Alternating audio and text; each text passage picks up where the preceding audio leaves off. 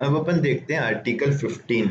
तो आर्टिकल 15 है, धर्म, मूल, वंश, जाति, लिंग, जन्म स्थान के आधार पर भेदभाव नहीं करेंगे। किसके आधार पर? धर्म, मूल, वंश, जाति, लिंग, जन्म स्थान।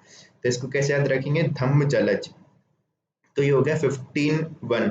फिर 15(2) है, इसमें बोला है पब्लिक प्लेसेस पर भेदभाव नहीं होगा। ठीक है। तो अब ये वाला जो है ये एक निजी व्यक्ति के विरुद्ध भी दिया गया है। अब निजी व्यक्ति से संबंध क्या है?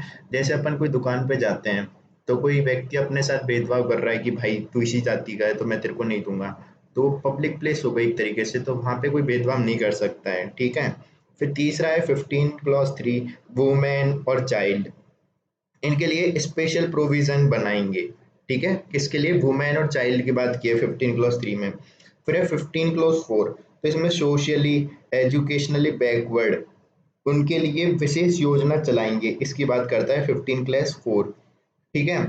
फिर 15 क्लॉज 5 वो करता है सोशली और एजुकेशनली बैकवर्ड को रिजर्वेशन देंगे।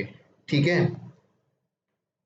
तो इसमें जो ओबीसी है उसको 93rd कॉन्स्टिट्यूशन अमेंडमेंट, सॉरी, उसको 93rd कॉन्स्टिट्यूशन अमेंडमेंट 2006 से यहाँ पे पहली बार आरक्षण की बात की गई है इसमें। वैसे जो 15(5) है ना, इसमें पहली बार है ना, उसकी किसकी बात की है? रिजर्वेशन की बात की है।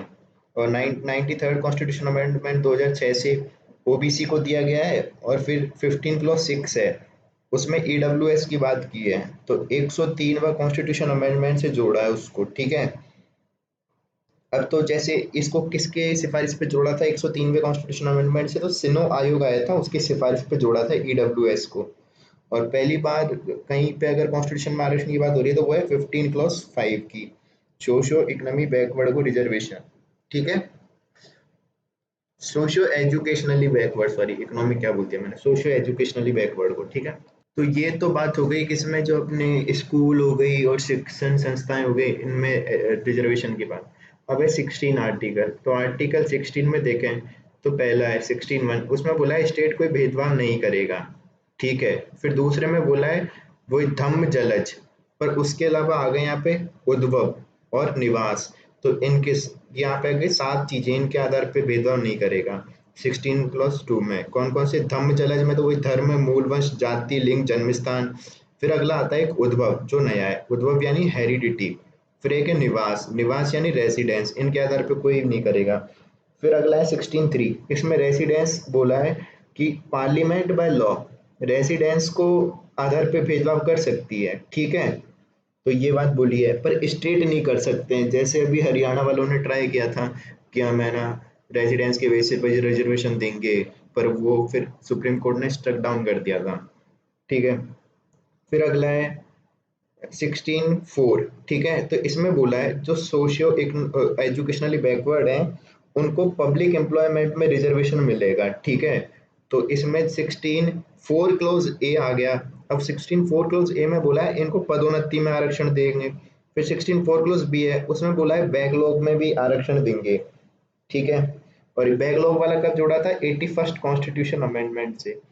फिर है 16(5). तो 16(5) में बोला है धर्म स्थान है वहां पे कुछ पद आरक्षित किए जा सकते हैं धर्म विशेष के लिए। ठीक है। तो धर्म में आरक्षित कर सकते हैं। फिर आया 16(6). 16 क्लॉज 6 वो आया ईडब्ल्यू एस 103 के थ्रू। ठीक है। तो ये बात है। और 103वें कॉन्स्टिट्यूशन अमेंडमेंट से आ गया था। और अपन और बताएं तो जैसे जो बैकलॉग में आया था वो जोड़ा था 81st कॉन्स्टिट्यूशन अमेंडमेंट। तो यहाँ पे जब ये हुआ था तब इंदिरा साहनी केस हुआ था, उसमें बोला था 50% से ज्यादा आरक्षण नहीं दिया जाएगा, ओबीसी में क्रीमिलियर किया जाएगा और पदोन्नति में आरक्षण नहीं दिया जाएगा। पर हुआ क्या था कि गवर्नमेंट को पदोन्नति में आरक्षण देना था, इसलिए फिर उन्होंने कॉन्स्टिट्यूशन अमेंडमेंट किए थे। और है ना, और वो हुआ था किससे? 77वें कॉन्स्टिट्यूशन अमेंडमेंट से। फिर ऐसी बैकलॉग भर्तियां हुई करती थी, उनमें भी इनको देना था, उन्होंने फिर 81st कॉन्स्टिट्यूशन अमेंडमेंट कर दिया था। तो ये वाली बात है। फिर अगला आता है आर्टिकल, अपन ने देख लिया 15 और 16, अब आता है 17। तो इसमें बात करते हैं अस्पृश्यता का अंत। तो ये बोलते हैं अनटचेबिलिटी कोई भी फॉर्म में उसको अपन को है ना, मतलब है ना, स्वीकार नहीं है। तो ये बोलते हैं पहली बात तो अनटचेबिलिटी डिफाइन नहीं है, दूसरी बात एब्सोल्यूट राइट है, ये पूर्ण अधिकार है, ठीक है, इस कोई अपवाद नहीं है, इसका कोई एक्सेप्शनल नहीं है आर्टिकल 17 का। और इसमें समाज के खिलाफ भी है और पर्टिकुलर कोई व्यक्ति के खिलाफ भी है। जैसे कोई कम्युनिटी है, वो किसी कम्युनिटी के खिलाफ बोलती है भाई इस कम्युनिटी से दूर रहो ये वो, तो वो भी गलत है। और कोई व्यक्ति कर रहा है तो उसके खिलाफ भी है, ठीक है। और इसके लिए फिर अब जैसे बोल तो दिया, अब ये मानेगा थोड़ी कोई अनटचेबिलिटी करने से, तो फिर एक एक्ट लाए 1976 में, जो है protection of civil right act, ठीक है, सॉरी 1976 में protection of civil right act, ठीक है। फिर ये है, फिर तो ये हो गया। अब और अगला चले अपन, तो अगला है आर्टिकल कौन सा, 18, वो है अबलिशन ऑफ टाइटल्स। तो उसमें बोला है कि जैसे राज्य, शिक्षा, सेना के अतिरिक्त कोई भी उपाधि कोई धारण नहीं कर सकता, ठीक है। तो राज्य में राज्य द्वारा कोई अपन को शिक्षा के द्वारा शिक्षा के लिए कोई दिए, जैसे डॉक्टर, जैसे इंजीनियर, उसके अलावा जैसे सेना में मिलते हैं जो राज्य अपन को दे रहा है, उनके अलावा कोई अपन उपाधि धारण नहीं कर सकते। फिर दूसरा बोला है भारतीय नागरिक विदेश से उपाधि नहीं ले सकते, ठीक है।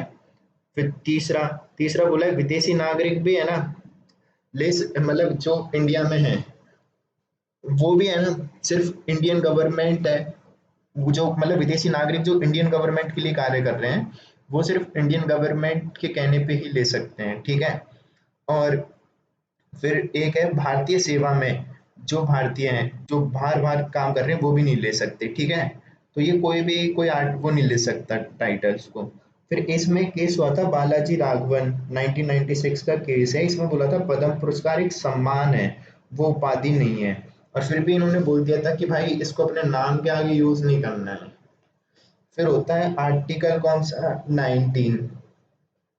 तो आर्टिकल 19 है स्वतंत्रता का अधिकार, और इसमें बोले गए हैं कुछ अधिकार। तो पहला आता है वाक और अभिव्यक्ति का अधिकार, दूसरा आता है सम्मेलन का अधिकार, फिर बिना शस्त्र के, तो इसमें शस्त्र नहीं ले सकते, ठीक है। फिर है संघ बनाने का अधिकार, संघ बनाने का अधिकार, ठीक है। तो जैसे संघ, सभा, सहकारी समिति बना सकते हैं। फिर एक है आवाज विचरण का, ठीक है, फ्री मूवमेंट का। फिर एक है आवास का, रेसिडेंस का। और एक संपत्ति का हुआ करता था, उसको हटा दिया है 44 कॉन्स्टिट्यूशन अमेंडमेंट से। और एक है आजीविका का, ठीक है। तो अपन देखते हैं, तो वहाँ के अभिव्यक्ति में आते हैं जैसे इंटरनेट का अधिकार, चुप रहने का अधिकार, विचार का अधिकार, विचार को प्रसार प्रसार करने का अधिकार भी आता है, सूचना प्राप्त करने का अधिकार, आंदोलन करने का, पर हड़ताल नहीं कर सकते। तो इंटरनेट का बोला था कौन से केस में, अनुराधा भसीन केस में बोला था। तो ये सब आ गए वाक और अभिव्यक्ति में ही। पर इसका क्या है, फुल नहीं है, इस पे कुछ लिमिटेशंस हैं, जैसे कि राज्य की सुरक्षा, सिक्योरिटी के लिए। फिर दूसरा इसमें जो लिमिटेशन है वो है देश की एकता अखंडता के लिए, ठीक है। ये जोड़ा था 16th कॉन्स्टिट्यूशन अमेंडमेंट से। फिर है अन्य देशों से मित्रवत संबंध, तो अपन अपने मित्र वाले देशों के खिलाफ भी नहीं बोल सकते। फिर एक न्यायिक अवमानना, तो अपन न्यायालय के निर्णय के खिलाफ भी कुछ नहीं कर सकते। फिर एक है नैतिकता, फिर एक है सदाचार, एक है मानहानि, और एक है अपराध उद्दीपन। तो इन सब के खिलाफ इसमें क्या है, इस पे लिमिटेशंस हैं। तो 19 जो वाक एंड अभिव्यक्ति है उसमें लिमिटेशन है राज्य की सुरक्षा, देश की एकता अखंडता, अन्य देशों से मित्रवत व्यवहार संबंध, और न्यायिक अवमानना, नैतिकता, सदाचार, डिफामेशन, अपराध उद्दीपन। फिर अगला है इसमें जो सम्मेलन जो कि अपन कर सकते हैं बिना शस्त्र के, उसमें जो अपने लिमिटेशंस है वो है यूनिटी और इंटीग्रिटी पहला, और दूसरा है पब्लिक ऑर्डर। तो इसमें दो हैं लिमिटेशन, यूनिटी और इंटीग्रिटी को हानि नहीं पहुंचानी है देश की, और एक पब्लिक ऑर्डर को। फिर तीसरा है जो संघ से रिलेटेड है, एसोसिएशन बनाने रिलेटेड, उसके लिए जो लिमिटेशन है वो है यूनिटी, इंटीग्रिटी, पब्लिक ऑर्डर और मोरलिटी, ठीक है। फिर एक आवाज विचरण का है, तो आवाज विचरण फ्री मूवमेंट वाला है, उसमें जो अपन को दिए हैं उसमें बताया है लिमिटेशंस कि जन सामान्य पहला, और जनजाति के हित में अपन इन पे लगा सकते हैं, जैसे अपन ने इनर लाइन परमिट और वो लेना होता है।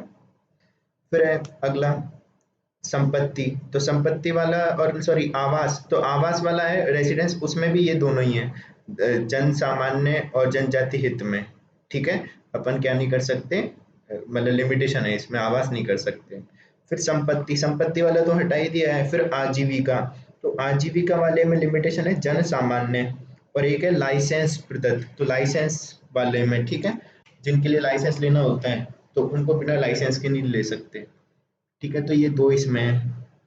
तो ये हो गया आर्टिकल 19। अब इसको याद कैसे रखेंगे, पहले कोई इंसान वाक एंड अभिव्यक्ति करेगा, फिर उससे लोग इकट्ठ मतलब उसके लिए सम्मेलन रखेगा, सम्मेलन में लोग आएंगे तो वो उसको नेता मान लेंगे और एक संघ बना लेंगे, संघ बना लेंगे तो अब वो घूमेंगे इधर उधर, फिर घूमेंगे तो उनको रहने के लिए भी जगह चाहिए। ठीक है, अब रहने के लिए जगह तो मिल गई, पर अब उन्होंने संघ बनाया था, पार्टी बनाई है एक तरीके से, तो उनको कुछ प्रॉपर्टी भी खरीदनी है, संपत्ति, तो वो तो हट चुका है। और फिर उनको इन सब चीज़ों से उनकी क्या आजीविका चलेगी।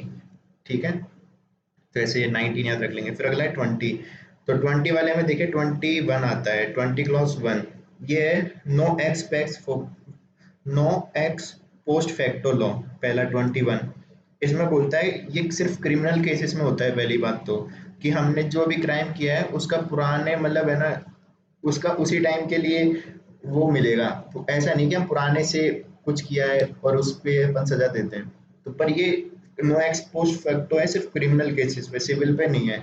सिविल में हम जुर्माना लगाते ही हैं कंपनियों पे पुराने टाइम से। फिर 20 क्लॉज 2, एक अपराध एक से अधिक सजा नहीं मिलती। ठीक है, इसमें डिपार्टमेंटल एक्शन हो सकता है 2 बार अलग अलग, ठीक है, पर है ना एक से एक अपराध के लिए एक से अधिक सजा नहीं मिलेगी।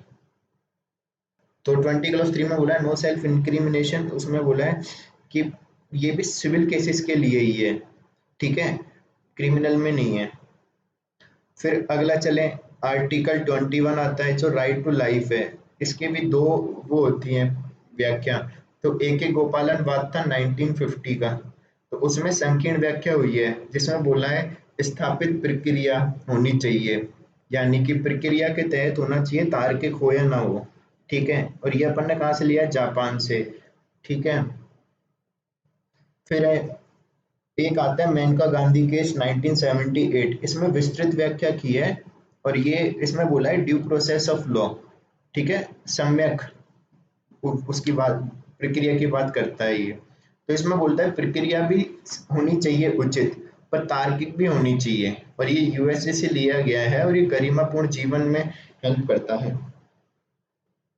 फिर अगला है आर्टिकल 21 के, तो ये है मोहिनी जैन केस हुआ था, उसमें बोला था right to education, 86 constitution amendment 2002 में। ठीक है, राइट टू एजुकेशन होना चाहिए आर्टिकल 21 के। और एक उन्नी कृष्णन केस हुआ था, उसमें भी राइट टू एजुकेशन के लिए बात करी थी। तो दो केस है राइट टू एजुकेशन के, मोहिनी जैन 1992 और एक उन्नी कृष्णन। और इसके लिए फिर आरटीई आया, राइट टू एजुकेशन एक्ट, जिसमें 6 से 14 वर्ष को निःशुल्क शिक्षा दी जाती है। फिर आगे चलें, फिर आता है आर्टिकल 22, तो इसमें बोला है कि वकील से परामर्श जब किसी को मतलब उठा रहे हैं तो उसको दो तीन चीजें दी जाती हैं। पहली, वकील से परामर्श, कारण जानने का अधिकार, 24 घंटे में मजिस्ट्रेट के सामने शामिल होना। पर इस जो 24 घंटे, इसमें यात्रा का समय शामिल नहीं होता है। ठीक है, पर इसके दो अपवाद हैं। अपवाद क्या है, एक तो शत्रु देश के नागरिक को ये नहीं मिलते, और दूसरा ये प्रिवेंटिव डिटेंशन में जो उठाए हैं उनको नहीं मिलते। पर प्रिवेंटिव डिटेंशन वाले के लिए भी कुछ हैं, मतलब उनको देख लेते हैं अधिकार। जैसे उसको कारण जानने का अधिकार है, पर उसको मना कर सकते हैं जनहित में कि भाई लोग जनहित में हम आपको नहीं बताएंगे कारण, फिर वो अपील कर सकता है। ठीक है, और 3 माह से अधिक में ना वो नहीं हो सकता उसका जो प्रिवेंटिव डिटेंशन है। पर इसको भी बदल दिया। ठीक है, इसको ये है कि हाई कोर्ट की मतलब चाहे ना, मतलब तो उस किसी हाई कोर्ट की या फिर एक कमेटी बनती है उसकी, वो अगर कर दे अलाउ तो इसको ज्यादा भी कर सकते हैं। ठीक है, फिर इसमें कुछ जैसे बताते हैं प्रिवेंटिव डिटेंशन, इसके कानून कौन कौन बनाता है। ठीक है, तो प्रिवेंटिव डिटेंशन ऐसे ही नहीं है, कोई भी कर ले, इसके लिए कानून बनाना पड़ेगा सबसे पहले। तो संसद बनाती है, पार्लियामेंट, वो किस में बनाती है, भारत की सुरक्षा के लिए, रक्षा के लिए, विदेशी मामलों में। फिर संसद और स्टेट लेजिस्लेटिव है, यानी कि पार्लियामेंट और स्टेट लेजिस्लेटिव है, वो बनाती हैं राज्य की सुरक्षा के लिए, लोक व्यवस्था के लिए और बुनियादी आपूर्ति के लिए। ठीक है, तो आर्टिकल 22। फिर आता है आर्टिकल 23, तो इसमें बात करते हैं मानव तस्करी की, ठीक है, तो ह्यूमन ट्रैफिकिंग की। तो इसमें पहला आता है ह्यूमन ट्रैफिकिंग में मानव तस्करी से क्या समझते हैं, वेश्यावृत्ति हो सकती है यानी प्रोस्टिट्यूशन, दूसरा हो सकता है दास प्रथा यानी स्लेवरी, तीसरा मानव तस्करी को कह रहे हैं ये खरीद या बिक्री कर रहे हैं, या फिर देवदासी। ठीक है, तो याद रखने वेश्यावृत्ति, दास प्रथा, खरीद बिक्री, देवदासी। फिर 23 में एक बालाश्रम है जिसमें बोलता है फोर्स लेबर, यानी फोर्स लेबर यानी इच्छा के विरुद्ध कार्य करवा रहे हैं, ठीक है। और आर्टिकल 23 में एक है बेगार, तो बेगार यानी बिना किसी पैसे के कार्य करवा रहे हैं, ठीक है। तो इन सब पे क्या करता है, प्रतिबंध करता है आर्टिकल 23। पर इसका कुछ अपवाद भी है। अपवाद क्या है कि स्टेट है ना अनिवार्य सेवा करवा सकता है, जैसे कुछ कुछ देशों में होता है कि इतने लोगों को आर्मी में इतनी एज तक जाना ही है, इतने सर्व करना ही है, 5 साल 2 साल कुछ। तो वैसे तो स्टेट अगर चाहे जरूरी है तो वो करवा सकता है अनिवार्य अनिवार्य सेवा, और उसमें वेतन नहीं मिलेगा, ठीक है। और इसमें रिलीजियन, रेस, कास्ट, क्लास के आधार पे भेदभाव नहीं करेगा, ठीक है। रिलीजियस, रेस, कास्ट और क्लास के आधार पे, और आधार पे कर सकता है, सेक्स के आधार पे कर सकता है, जैसे कि सिर्फ आदमियों को अनिवार्य सेवा के लिए बुलाया है, औरतों को नहीं बुलाया, ठीक है। तो याद रखना है। फिर आर्टिकल 24, तो आर्टिकल 24 है बाल श्रम से रिलेटेड। ये एक्ट आया था 2016 में, पर इसमें था 2014 तक के जो बच्चे, सॉरी वर्ष जो 14 तक के बच्चे हैं उनको व्यावसायिक गतिविधियों में शामिल नहीं कर देंगे, परंतु होम वाले जो उनमें अलाउ कर देंगे, जो अपने घरेलू कार्य हैं, घरेलू जैसे दुकान पे और इन पे, और जैसे अपने ये हो गए ना एंटरटेनमेंट इंडस्ट्री, जैसे फिल्म उद्योग हो गया और इनमें, ठीक है। पर सर्कस वर्ग वगैरह में नहीं, ठीक है। पर उसके लिए भी उनको कुछ कंडीशन होती है, उनको फुलफिल करना होता है कि इससे इस टाइम पे होता है, सुबह 7 से मतलब सुबह 7 से रात के 8 कुछ ऐसा फिक्स टाइम है, और उसी में उनको गैप देना होता है, स्कूल जाना होता है। फिर इसमें एक और है 14 से 18 वर्ष के बच्चे जो खतरनाक कार्य में संलग्न नहीं होंगे, ठीक है। उनको मतलब कार्य करने तो अलाउ है, पर खतरनाक कार्य में अलाउ नहीं है, जैसे पटाखे फैक्ट्री हो गई या फिर कोई और हो गई, जैसे चिमनियों में करवाते हैं ना काम, वो नहीं है अलाउ, ठीक है। तो अब ये क्या हुआ था, तो Neerja Chaudhary versus MP case हुआ था 1984 में। तो उन्होंने बोला था कि सिर्फ बाल श्रम से कुछ नहीं होगा, सुप्रीम कोर्ट ने कहा था पुनर्वास की भी व्यवस्था की जाए, ठीक है। तो एक ये है। और जो आर्टिकल 23 में अपन देख रहे थे अभी, जो स्टेट अनिवार्य काम करवाएगा और वो कि मानव तस्करी, बालाश्रम, बेगार के विरुद्ध, तो उसमें बोला था कि जो आप काम करवाते हैं, दीना वर्सेस भारत संघ 1983 में, कि कैदियों को काम के बदले उचित मजदूरी देनी होगी, ऐसे नहीं कि तुम उनसे काम करा रहे हो। फिर वो आर्टिकल 23 का क्या है, उल्लंघन है अगर फ्री में करा रहे हो, इसलिए उनको उचित मजदूरी देनी होती है, दीना वर्सेस भारत संघ 1983 में। फिर आगे चले, आर्टिकल 25 आता है। तो ये क्या है, रिलीजियस से रिलेटेड कुछ आर्टिकल है, राइट टू रिलीजियस फ्रीडम। इसमें आते हैं 25, 26, 27, 28, ठीक है। अब इसमें पहला आता है 25, ये व्यक्तिगत अधिकार है, ठीक है। मतलब सिर्फ एक व्यक्ति को मिले हैं, जिसमें अंतःकरण की बात करता है, जैसे कंसाइंसनेस। तो कोई इंसान है वो अंतःकरण के लिए यानी कंसाइंस के लिए, फिर धर्म मानने के लिए यानी प्रोफेस के लिए, आचरण के लिए यानी प्रैक्टिस के लिए, फिर प्रचार प्रसार के लिए यानी प्रोपोगेट के लिए, इन चार के लिए उसको व्यक्तिगत आधार है। पर उसकी कुछ लिमिटेशंस भी हैं, कि जैसे फंडामेंटल राइट को उल्लंघन ना करे, मॉरलिटी को ना करे, हेल्थ को ना करे, और पब्लिक ऑर्डर को ना करे, ठीक है। तो ये आर्टिकल 25 की है। फिर आर्टिकल 26, तो उसमें है जैसे धार्मिक संप्रदाय या ट्रस्ट बना सकता है। आर्टिकल 26 पहले तो ना किसके लिए, सामूहिक अधिकार है, मतलब एक ये लोगों के समूह को है। अब उनको क्या अधिकार है कि धर्म और संप्रदाय ट्रस्ट बनाने के लिए और उसको संचालन करने के लिए मतलब छूट है उनको। दूसरा, वो कोई चल और अचल संपत्ति रख सकते हैं, ठीक है। और वो विधि के दायरे में रह के करेंगे सारे कार्य, जो भी ट्रस्ट बनाएंगे, चल अचल संपत्ति रखेंगे उनको, ठीक है। पर इस पे कुछ लिमिटेशंस हैं, उन सामूहिक अधिकार है ना उसके लिए, जैसे ये पब्लिक ऑर्डर को, मोरालिटी को और हेल्थ को, इनको इफेक्ट नहीं करे, ठीक है। तो उसकी बात करता है ये। अब वैसे तो मेरे को बताना नहीं चाहिए, पर मैं बता देता हूँ, जैसे सबरीमाला वाला केस हुआ था ना, तो उसमें भी यही था, वहां पे एसेंशियल रिलीजियस प्रैक्टिस की बात हुई थी। अब एसेंशियल रिलीजियस प्रैक्टिस को ही है ना उन्होंने माना है ना, तो वो इन्हीं से रिलेटेड है, इन्हीं आर्टिकलों से रिलेटेड। अभी मैं कैसे बताऊंगा वो मैं नहीं बता पाता, पर तुम लोग देख लेना। फिर आर्टिकल 27, तो इसमें बोला है धर्म विशेष हेतु, किसी धर्म विशेष पर हम कर नहीं लगाएंगे और धर्म विशेष हेतु भी कर नहीं लगाएंगे, ठीक है। तो ये आर्टिकल 27। फिर आर्टिकल 28 देखते हैं, तो इसमें बोला है धार्मिक शिक्षा उसके उसको हम सरकारी स्कूल में नहीं देंगे, ठीक है। फिर धर्म विशेष हेतु कोई स्कूल खोल सकते हो, कोई दिक्कत नहीं है, पर उसमें क्या है, हमें ना मतलब जरूरी नहीं है उसको किसी को फोर्स करें। और जो प्राइवेट स्कूल हैं उनमें तो है ना, जैसे आप दे सकते हो धर्म विशेष की शिक्षा, पर किसी को बाध्य नहीं करोगे कि तुमको लेनी है। जैसे मान लो कोई मुस्लिम बच्चा है, तो उसको अपन कह रहे हैं कि नहीं भाई तू तो पढ़, इसको जबरदस्ती पढ़, और वो स्कूल है प्राइवेट, तो उसको अपन फोर्स नहीं कर सकते अगर उसका मन नहीं है तो, ठीक है। तो ये है प्राइवेट में, सरकारी में तो दे ही नहीं सकते। और धर्म विशेष हेतु स्कूल हाँ खोल सकते हैं, कोई दिक्कत नहीं है। फिर है आर्टिकल 29 और 30, तो ये किससे रिलेटेड है, शैक्षिक और सांस्कृतिक अधिकार है, ठीक है। एजुकेशनल और कल्चरल राइट्स हैं। तो ये किसके लिए हैं, अल्पसंख्यकों के लिए हैं ये। अब अल्पसंख्यक क्या है तो परिभाषित नहीं है, पर आर्टिकल 30 में माइनॉरिटीज का मतलब उल्लेख जरूर है, अल्पसंख्यकों का उल्लेख है।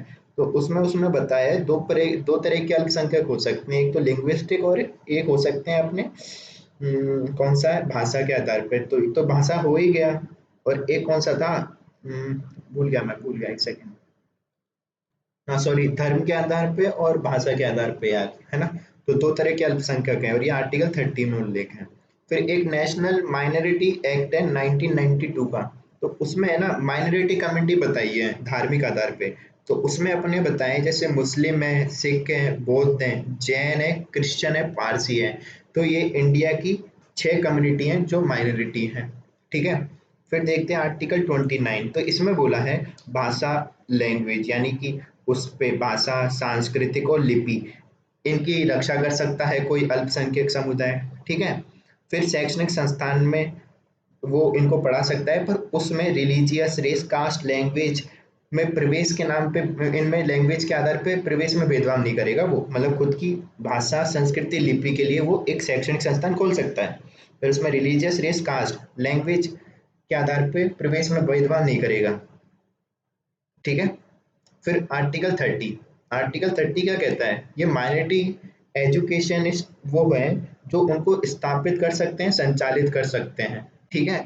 फंडिंग है ना कर सकते हैं ये तो, पर है ना अब इनके साथ जो फंडिंग करेगी ना गवर्नमेंट, उसमें भेदभाव नहीं होगा कि भाई तुम तो कोई है ना पर्टिकुलर माइनॉरिटी उसके समुदाय के स्कूल है इसलिए, ठीक है। दूसरा, इसके जो जमीन अधिग्रहण के समय पर्याप्त क्षतिपूर्ति देनी होगी अगर इनका कोई अपन वो जमीन एक्वाजिशन कर रहे हैं तो, ठीक है। तो ये किस में बोला है, 44 कॉन्स्टिट्यूशन अमेंडमेंट में बोला था ये। फिर अगला देखते हैं आर्टिकल 31, तो इसमें था राइट टू प्रॉपर्टी, ठीक है। और आर्टिकल 31A था, तो था वो प्राइवेट प्रॉपर्टी के लिए था, जो व्यापार और अधिग्रहण के लिए बात करता है। फिर आर्टिकल 31B था, तो उसमें कानून से रिलेटेड बात की है, जैसे नवी अनुसूची वगैरह की, ठीक है। फिर आर्टिकल 31C था, तो वो था 25 कॉन्स्टिट्यूशन अमेंडमेंट से रिलेटेड, जिसमें बोला था 14, 19, 31 को, 31 के ऊपर हम 39B और 39C को मानेंगे, ठीक है। तो ये सब बात की थी उसमें कि 39B और 39C को लागू करने के लिए हम 14, 19 और 31 को हम मतलब कम कर सकते हैं। और फिर आर्टिकल 32 आता है, तो वो है राइट टू कॉन्स्टिट्यूशनल रेमेडीज। तो संविधान की मूल आत्मा और हृदय कहा था किसने, डॉक्टर B.R. अम्बेडकर ने कहा था।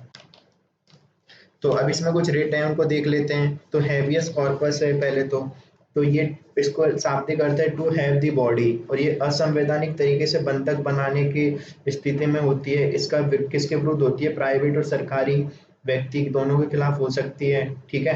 फिर अगली आती है मैंडेमस, जिसको कहते हैं परमादेश, और हैवियस कॉर्पस को कहते हैं बंदी प्रत्यक्षीकरण। मेरे साथ दिक्कत ये हुई थी कि मेरे को हिंदी नहीं आती थी, तो मैं साला इनको लिख नहीं पाया। हम शाब्दिक करते हैं, हम आदेश देते हैं परमादेश का, मैंडेमस का। और स्थिति क्या है, स्थिति कब होती है, सरकारी कर्मचारी जब कर्तव्य का पालन नहीं करता है तो उसके खिलाफ।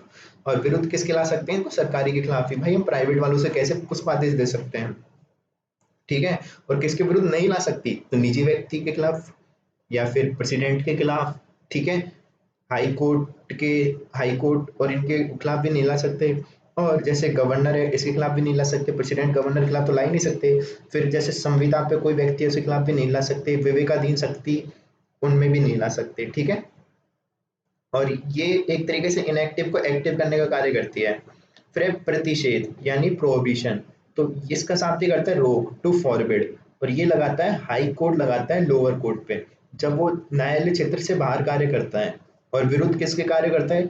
केवल न्यायपालिका के, ठीक है। ये विरुद्ध किसके लगाई जाती है? केवल न्यायपालिका के। तो ये प्रोहिबिशन है ना, सिर्फ न्यायपालिका के खिलाफ आती है, जैसे कि मतलब ऊपर वाला कोर्ट नीचे वाले कोर्ट पे लगा रहा है, ठीक है। जैसे अभी क्या होता है ना, जैसे कोई डिसीजन दे देते हैं तो वो अपने अधिकार क्षेत्र से बाहर जाके डिसीजन दे देता है, तो उन पे लगती है ये। फिर है अगली है उत्प्रेषण, तो उत्प्रेषण है, ये है कौन सी? सरसरी है। तो इसमें होता है प्रमाणित होना, तो ये भी हाई कोर्ट से लोअर कोर्ट पे लगती है। तो कब लगती है? जो न्याय क्षेत्र से बाहर कार्य करता है। पर ये न्यायपालिका पे भी लगती है और कार्यपालिका पे भी लगती है, ठीक है। तो ये कार्यपालिका याद रखना इंपॉर्टेंट, यहाँ पे एक गलती हो गई अपन से, प्रोहिबिशन सिर्फ न्यायपालिका पे है, और जो सरसरी है वो है न्यायपालिका पे भी और कार्यपालिका यानी एग्जीक्यूटिव और जो जुडिशरी है दोनों पे। अब इन दोनों में फर्क देखें, तो जो ये प्रोहिबिशन होता है ये कब लगाते हैं? जब सुनवाई चल रही होती है। तो जैसे अपन स्टे ले लेते हैं, कोई केस चल रहा होता है तो अपन भाग के जाते हैं, भाई स्टे ले लो, स्टे ले लो, तो वो स्टे कुछ नहीं है, वो प्रोहिबिशन है एक तरीके से, ठीक है। तो जब सुनवाई चल रही है, और ये जुडिशरी के खिलाफ ही लगती है। और फिर जैसे ये सरसरी है, ये इसमें क्या होता है? जब निर्णय आ जाता है, ठीक है, तो उसके बाद जो आता है ना, वो वो है ये। सॉरी मैंने गलत गलत बोल दिया, सही से स्टे बाद में लेते हैं क्या? कुछ याद नहीं आ रही मेरे को, नहीं पता, बाद में लेते हैं सही से। तो सरसरी वाला सही से स्टे वाला है, ठीक है। जब निर्णय आने के बाद, तो स्टे वो होता है ना, वो सरसरी में आता है एक तरीके से। और ये किसके खिलाफ भी होता है? जुडिशियरी और एग्जीक्यूटिव दोनों के खिलाफ, ठीक है। तो स्टे वाला इसमें आता है जब उन्होंने निर्णय दे दिया है, और एक है कि जब निर्णय नहीं दिया है, बीच में ही कार्य चल रहा है, तो उसमें भाई रोक दो भी, ठीक है। फिर एक आता है अधिकार प्रेक्षा, तो क्यू वारंटो, ठीक है। और इसका शाब्दिक अर्थ है किस अधिकार प्राधिकृत से, ठीक है। और इसकी स्थिति होती है कोई अयोग्य सरकारी कर्मचारी पद ग्रहण कर ले तो किसके विरुद्ध आती है? सिर्फ सरकारी कर्मचारी के खिलाफ। किसके विरुद्ध नहीं आ सकती? निजी व्यक्ति के खिलाफ, और मंत्री कार्यालय में है उसके खिलाफ भी नहीं आ सकती। सुप्रीम कोर्ट और हाई कोर्ट में देखें, तो सुप्रीम कोर्ट के पास आर्टिकल 32 है, हाई कोर्ट के 226। Supreme court only fundamental right पे लगा सकता है, हाई कोर्ट फंडामेंटल राइट पे और अदर पे भी लगा सकता है। सुप्रीम कोर्ट बाध्य है इनको लागू करने के लिए, रिट को, पर हाई कोर्ट बाध्य नहीं है, ठीक है। सुप्रीम कोर्ट की सस्पेंड हो सकती है, कब हो सकती है सस्पेंड? जब इमरजेंसी हो, क्योंकि उस टाइम पे सारे फंडामेंटल राइट ही क्या सस्पेंड हो जाते हैं, सिर्फ दो को छोड़ के, ठीक है। अब वो दो कौन से हैं तुम देख लेना। फिर हाई कोर्ट पे ये सस्पेंड नहीं होती, ठीक है, क्योंकि उस टाइम पे फंडामेंटल राइट से रिलेटेड हाई कोर्ट का कोई दिक्कत नहीं है, क्योंकि उसका आर्टिकल 32 नहीं है। फंडामेंटल राइट 32 वाला आ गया ना उसमें, इसलिए तो फंडामेंटल राइट वाले सारे खत्म हो जाते हैं। फिर आर्टिकल 33, तो ये फंडामेंटल राइट पे रोक लगाता है, किन के पे? पुलिस के पे, अर्धसैनिक बल का पे, सेना के पे, खुफिया एजेंसी के पे। तो इन सब के फंडामेंटल राइट्स पे ये रोक लगा देता है। पर जहाँ सैनिक विधि लागू हो, सॉरी, फिर आर्टिकल 34, जहाँ सैन्य विधि लागू होती है ना, वहां पे ये होता है उन पे, जहाँ पे मार्शियल लॉ है, फिर नेशनल इमरजेंसी है, उनकी बात करता है। तो सैन्य विधि लागू हो, तो जैसे मार्शियल लॉ क्या है, ये परिभाषित नहीं है, फिर ब्रिटिश लॉ से ये लिया गया है और इसका क्षेत्र विशेष में लगता है ये मार्शियल लॉ। पर नेशनल इमरजेंसी परिभाषित है, और ये जर्मनी से लिए, और पूरे क्षेत्र में लगती है, या फिर किसी पूरे देश में या कि क्षेत्र में भी लग सकती है, ठीक है। तो आर्टिकल 34 बात करता है जहाँ सैन्य विधि लागू हो वहां पे फंडामेंटल राइट क्या है और क्या नहीं है, ठीक है, उनकी बात करता है। फिर आर्टिकल 35 क्या है? तो ये संसद पर फंडामेंटल राइट पर रोक लगा सकती है, उसके बारे में बताता है। तो कैसे? कोई एक्ट के थ्रू, तो संसद फंडामेंटल पे रोक लगा सकती है थ्रू एन एक्ट। फिर आर्टिकल 35A, तो ये कहता है 5 अगस्त 2019 को समाप्त हो गया था, वैसे ये कोई काम का नहीं है। और अपन को याद रखने कौन कौन से फंडामेंटल राइट सिर्फ भारतीयों के लिए हैं, वो हैं 15, 16, 19, 29, 30, 15, 16, 19, 29 और 30। फिर फंडामेंटल राइट में संशोधन कौन कौन से हुए हैं, अमेंडमेंट्स? तो फर्स्ट कॉन्स्टिट्यूशनल अमेंडमेंट 1951 शंकरी प्रसाद, ठीक है। तो इसमें राइट टू प्रॉपर्टी को लिमिट करने के लिए नवी अनुसूची ला गए थे, ठीक है। फिर शंकरी प्रसाद आया 1951 में, तो उसमें क्या हुआ था, आर्टिकल 13 विधि शब्द में संविधान संशोधन नहीं है शामिल, ये बात बोली थी, और उसमें बोला था कि फंडामेंटल राइट में संशोधन कर सकते हैं। फिर आया सज्जन सिंह केस 1965, उसमें भी सेम बात बोली और उसमें बोला कि हाँ फंडामेंटल राइट में संशोधन कर सकते हैं। फिर आया गोलकनाथ केस, उसमें 1967 में 11 जज का केस था, 13(3) में कॉन्स्टिट्यूशन अमेंडमेंट शामिल है। तो उसने क्या बोला कि भाई इसमें ना कॉन्स्टिट्यूशन अमेंडमेंट शामिल है, यानी कि वो विधि है ना उसमें कॉन्स्टिट्यूशन अमेंडमेंट शामिल है, तो हम नहीं कर सकते, ठीक है। तो इसके खिलाफ फिर 24वां कॉन्स्टिट्यूशन अमेंडमेंट लेके आई 1971 में, और इसमें क्या हुआ था, आर्टिकल 13 क्लॉज 4 है वो कॉन्स्टिट्यूशन अमेंडमेंट, उसमें विधि शामिल नहीं है ना, उस कॉन्स्टिट्यूशन अमेंडमेंट विधि में शामिल नहीं है, ये कौन लेके आई थी, इंदिरा गांधी। और फिर उसने बोला था 30 जो 368 क्लॉज बी है उसमें उसने बोला था राष्ट्रपति बाध्य है उसके लिए, ठीक है, मानने के लिए। फिर 25वां कॉन्स्टिट्यूशन अमेंडमेंट 1971 आया, उसमें आया कि आर्टिकल 31C लेके आ गई एक, तो 31C कौन सा है कि उनसे उनके लिए मतलब आर्टिकल 14, 19 और 30 कौन सा था वो 31, उनके लिए है ना, मतलब 1939 बी और 39C को लागू करने के लिए 14, 19 और सॉरी इनको अपन क्या कर सकते हैं, वो कम कर सकती है 31 को, ठीक है। ये 25 कॉन्स्टिट्यूशन अमेंडमेंट है। फिर केशवानंद भारती आया, उसमें बोला था 1973 में फंडामेंटल राइट में संशोधन कर सकते हैं। उसने बोला था 14 कॉन्स्टिट्यूशन अमेंडमेंट था जिसमें बोला था विधि में शामिल नहीं है ना कॉन्स्टिट्यूशन अमेंडमेंट, वो सही है। और उसमें एक राष्ट्रपति वाद की बात बोली थी, वो भी सही है, ठीक है, तो ये सब मान लिए थे।